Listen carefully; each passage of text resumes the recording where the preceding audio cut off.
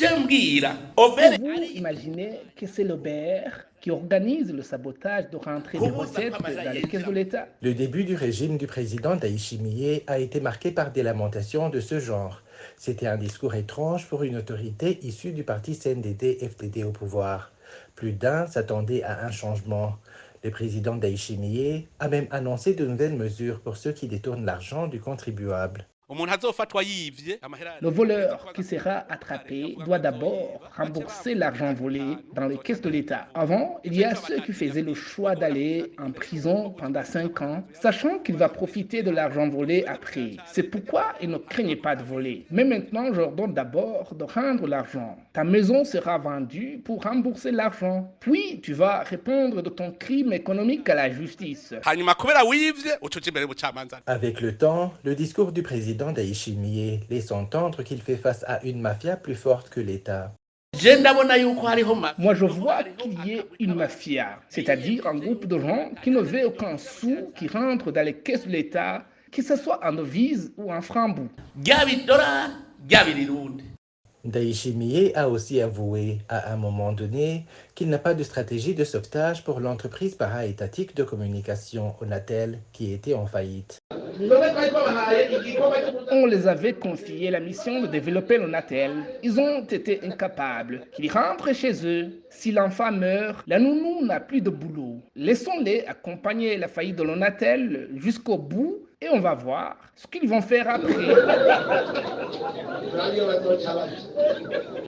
Alors que le pays ne cessait de s'enfoncer dans la pauvreté, paradoxalement, la Banque mondiale accusait le Burundi d'être incapable de décaisser la totalité des fonds alloués au pays.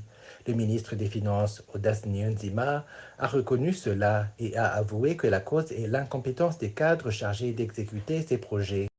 Nous avons relevé les défis de lenteur dans l'exécution des projets qui sont financés par la Banque mondiale. Et ces lenteurs sont principalement dues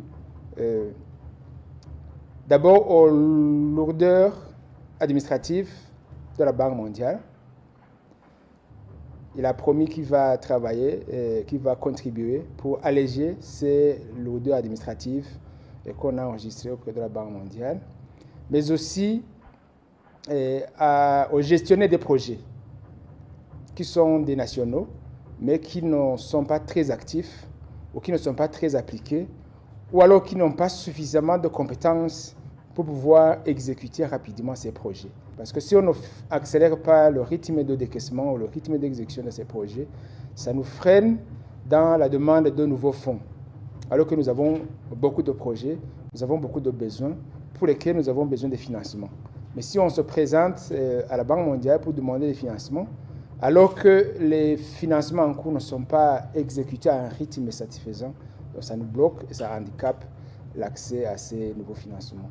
Par exemple, sur 188 milliards de dollars américains alloués aux projets financés par la Banque mondiale au Burundi en 2023, seul le décaissement de 59 millions de dollars, soit près de 30% des projections, a été effectué.